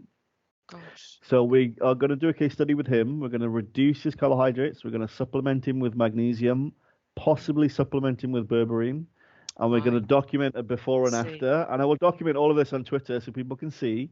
Right. Brilliant. And we're going to track his HbA1c the whole time and, various other markers as well. Yes. Yes. And that will form part of the evidence base that I'm trying to build. Because I'm also doing a cost benefit analysis for the NHS to try to show them, because at the moment the feedback I've got from the NHS is like, this all sounds very exciting, but we can't do it unless it makes financial sense. Yes. So at the moment, I'm having to learn basically accounting to figure out, well, what's this cost benefit analysis? How do you mean like how much does diabetes care cost? What will the implications of this be if we spend this extra money on the testing? Yes. And so I'm trying to piece all of this together. Gosh. So And that what do you do that for? Say, do you take for say like one GP surgery, and based on that, the NHS can then replicate that on a county or national level? hopefully, yeah. So where I'm at the moment is, like I said, cost benefit analysis. So I'm looking at the cost of diabetes care on a national level, and then the cost of Right. diabetes care in my specific primary care network. Right. And then obviously I have to look at the research on the benefits of magnesium supplementation and the costs of that, and try to project forward the cost savings it could potentially produce in terms of sort of reduced GP time, reduced nursing time, reduced medications, like reduced complications, all of this kind of stuff. So Yes. once I've got the financial projections all making sense, Yes. then hopefully I can do what you've just said, which is to get maybe one GP surgery to start a research project. Right. Obviously we've got a research team that will do this. Uh-huh. And then they'll probably take, I don't know, 50 type 2 diabetics and maybe give 50 of them magnesium and 50 normal care Yeah. and supplement them and see what Yes. And then happens. just see what Yeah, happens. and then if that Yeah. works, then we can go from 1 to 5, and then if that works, Yeah. then hopefully my hope is, like, if it continues to show benefit. Obviously, if it doesn't continue to show benefit, forget it. But if it continues to show benefit and it goes out nationally, Yes. like, this could be huge. And again, I'm not saying Could it's going be. to solve the Yeah. issue, but it's Yeah. another tool in the It's another toolbox. tool in the box. Yeah, Yes. and Yeah. like, so for example, one research question I've got at the moment is, if all of this pans out on a national level, like what it looks like in the data, so we've got at the moment over 30 randomized control trials showing what I've just said. If that pans out on a national level, then my next question would be, well, can we use low cellular levels of magnesium to predict who might develop pre-diabetes and eventually diabetes? Because if that's the case, Right. we can pick people up before Yes. they're Before officially they even. diagnosed. Yes. And if Yes. that happens, fingers crossed, if that Yes. happens, That's a that game start changer. it Yeah. would be massive, because we're Yes. not waiting for people to have pre-diabetes before we start intervention. We're Yes. starting maybe 2 or You're 3 years picking before them that. up even before that. Yes. Yeah. So That would be absolutely incredible. Well, yeah, we'll certainly keep a lookout for that, and thank you so much for sharing that with us as well, because I mean the information that you've put into that presentation is just is wonderful, really, and just the benefits of doing something so small as just taking a couple of those little tablets per day. The benefits that people can get from that is just incredible. potentially huge, yeah, Potentially, but yes. potentially huge, yeah. And I mean, for everybody listening, we will link. So I've got a copy of the article that I published in NHD magazine, which has Right. more of the biochemistry in. that Okay. explains the biochemical reactions that are going on at the cellular level. Yes. That explain, like, obviously that presentation was simplified for a non-clinical audience. Right. So if anybody's listening that is a Yeah. dietitian, that is a Mm, GP, that is yes. a PhD, academic, pharmacist, Mm, and they want mm, to understand, well, does the biochemistry make sense? That mm, article goes into some of that. right. And so we will link that for the people Yes. listening as well. But yeah, I mean, Wonderful. Thank you. if it pans out, it could be huge. It might not Yeah. pan out, but for me, this is the fun part of Yes. what I do, is just trying to find solutions to problems. Yes. And I think this might be, even if it makes a small impact, it's, like I said, it gives us more options. So Well, yes, but even a small impact, in actual fact, on people's lives could be a huge difference, a yeah, huge change. Could be a definitely, huge change. Thank you. Yes, definitely. brilliant.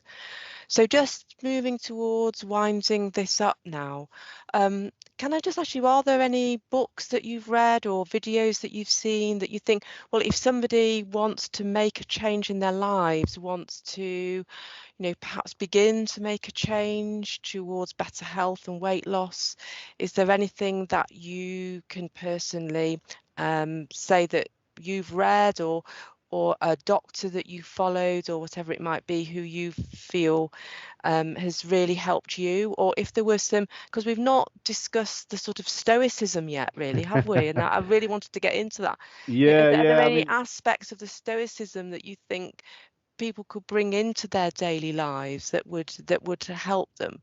yeah. I mean, there's quite a lot, and that would extend the conversation for another few hours. But if I had to pick one thing from Stoicism, so Epictetus is one of the main Stoic writers. You got Marcus Aurelius, you got Seneca. Right. Epictetus is another one. And his very first thing that he taught is basically you have to focus on what's within your control. Mm, This sounds like a very basic thing, and everybody I tell this to, mm, they all nod their head and then they go, "Of mm, course." mm. None of us do it. I never did it, right? But you have to focus on what's within your control. So the significance of that, though, is if you are worried all of the time about what the weather's doing and you're not happy because of the weather, or the Mm, bus is late and now you're really angry, you're really mad, mm, you have to remind yourself you do not get to control the bus mm. driver or the No. bus or the bus Mm, company. All you can control is your reaction, yes. right? You can control the fact that you turned up to the bus stop on time, Mm, not, right? And yeah. if you remind yourself, it sounds very simple, but if you remind yourself of that, I find this massively helpful on a mental health level. Like, I've talked myself out of panic attacks using just this. Right. There have been multiple occasions in the past, not any time, Mm, where mm, you're being in the middle of a panic attack, and I've grabbed a piece of paper, drawn a line down the middle, and on one side I wrote can control, on the other side can't mm. control, right? And I list all the things I can't control about this situation or what I'm thinking of, Yes. and then all the things I can control. And I've Yes. literally talked myself out of a panic attack multiple times just doing that. And this Yeah. applies to diet. This applies to Yes. if you've just been diagnosed with IBS, what can you Mm, control about that? mm. Well, you can control the fact of, like, are you going to go and buy some books? Are you going to ask, don't just ask your GP's advice, ask Mm, lots of people, like yeah. ask dietitians and nutritionists and Mm, like those people that you think are like scam artists and they're a bit crazy and maybe they're hippies or whatever. Like, just ask them their opinion and just be, like I mm, said, be open-minded to that. That's mm, what you can control. So you yeah. can control your actions. And that is massively useful. If you find Yes. yourself in a stressing situation, Mm, um, this happened recently, for example, literally just a few days ago. So my brother's house got burgled essentially whilst he oh was out. dear. Yes. Home, realized he got burgled, a lot of valuable stuff Mm, stolen, etc. So he was on the phone to me and just mentally in a mess, mm, feeling down, etc. And I had to remind him, listen, right now, what can you control? mm, What can you control? yeah. Initial response was like, what do you mean? I was like, this is what you can control. You can't control the Mm, fact that this mm, happened. The mm, past is gone. You got broken into. That's the fact. You can't go back in time and change it unless you mm, got a time machine, mm. in which case you're going to win the lottery. So you can't control that. What you can control is No. what you do next. Yes. So you're going to let yourself just sit and be depressed and eat your Mm, feelings and do all of that mm, stuff. mm. okay to do for a little bit, but eventually what you're going to have to do is clean your house up, get that sorted, Yes. figure out how you're going to recoup the financial losses, figure out how you're going to secure your home the next time. Like, don't be so complacent with security. This is all within control, Yes. and, Oh. after that conversation, you felt better, knew what to do, etc. So that's massively helpful in terms of stoicism. In terms of books, there's a lot that I could mention. I'm not going to mention any diet books because there's a lot, too many to mention. What I will recommend though is for people who are just at the beginning of their journey, right? They feel stuck, they can't get any momentum, they've tried lots of things, they just can't get going. Go and there's 2 books by Dr. Michelle Segar. Dr. Michelle Segar. Yeah, she is one of the leading behavioral change researchers on the planet. She's published 2 books, one of them called No Sweat and one of them called Joy. The first book completely changed everything for me in terms of how I approach diet, exercise, and it still continues to impact my patients now because I use it with my patients. But it's all about how do you get yourself mentally on board to want to do the things that you should be doing. You should be doing. She explains it all in the book. I'm not going to go into it here because we'll be talking for another 2 hours. Yeah. But I mention that because behavior change doesn't start with knowing what to do. It doesn't start with education. It doesn't start with reading a book on ketogenic diet. It starts with wanting to actually do it. Yes. It starts with a change of mindset. Yeah. And the cliche way of saying that is it starts with why. Yeah. But if you read Michelle Segar's book, you'll realize why that cliche is too vague. Okay. It's way too vague to be useful because there is nuance in that. So, for example, some of her research has demonstrated that if your GP tells you that you've got diabetes, temporarily you will feel like you want to make a change. But that leads you to feel like you should. And that should makes it feel like a chore. Right? And so then you rely on discipline and willpower to force yourself to do something you don't want to do. It's kind of like when I have to force myself to hoover the living room. I hate hoovering. But I have to force myself to do it every day. And if that's your strategy for a lifestyle change, you're doomed. Absolutely doomed. And she goes into, well, how do you turn that should into a I want to? Yes. Or I get to. I'm excited about it. And in those 2 books, she goes into, you only have to read the first one to get the entire concept. The second one builds upon it. Brilliant. Somebody who's at the beginning of a journey, they're stuck, they need momentum. Read those 2 books, follow what she says. That will get you the momentum. Psychologically, mentally, you're in the game. And then it becomes easy to do the things. Like people ask me all the time, how are you so consistent with showing up at the gym? How do you stick to that ridiculous diet? So like all of the time, it's all to do with how you frame it mentally. Yes. And so just to confirm, her surname, Segar. Yes. Segar, Dr. Yeah, Michelle Segar. Segar, however you want to produce that. Yes. Dr. Michelle And her Segar. books are No Sweat and Joy. Yes. Okay, that's brilliant. Thank you. And so my last question to you is, what do you think is the one big change that the government could bring in next week? So would it be school food or hospital food or a ban on sugar that would change the way that we look at nutrition? Is there something, do you think, that the government could do? Yeah. If I had to pick one thing, there's multiple things I think they could do. But if I had to pick one right now, it would be to tackle ultra-processed foods. Yes. They could make a massive dent just by making, not all, because some ultra-processed food is like, it's not the same as others, etc. And I have this argument with some people online, some researchers and stuff. But at least 80% of ultra-processed food is damaging to health. We know that much.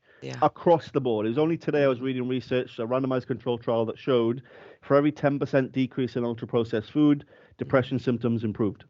Wow. And that's literally just been published in the last few days. Yes. So if the government was to do one thing right now, that 80% of most damaging ultra-processed food, make that illegal. Right. And they Yes. could legislate They against that. could legislate against that. And if they did that, the health of the nation would massively improve literally in the next 6 months, just because those foods aren't available. And I know some people would be like, oh, but what about poor people and da da da. Yes. But listen, we had poor people before ultra-processed foods. Yeah. They survived. Yeah.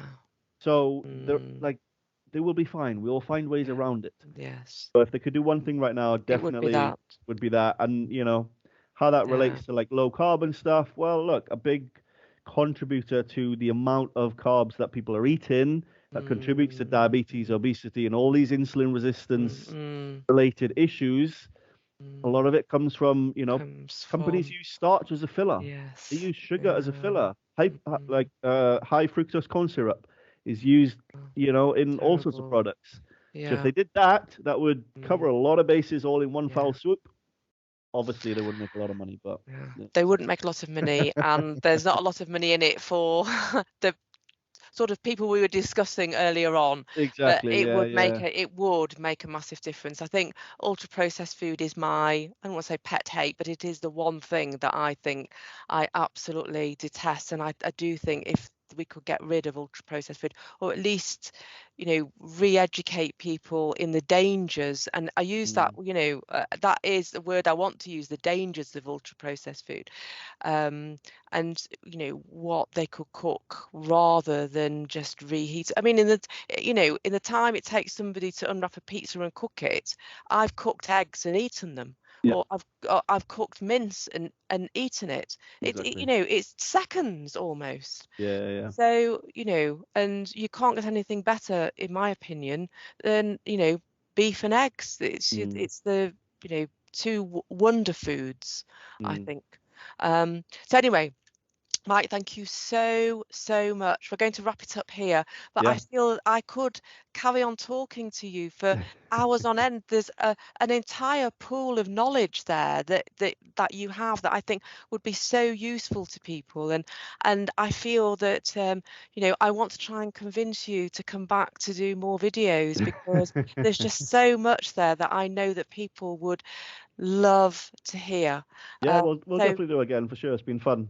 It has been fun. I've really enjoyed it. So thank you so much. And thank you for the magnesium slides, the talk that you've given us on the magnesium, all the wonderful information that you've passed on to us during this video chat. Yeah, no worries. Thanks so for much. having me on. And I'm sure we'll be in touch. Yeah, definitely will. Yeah, just keep me posted. Will do.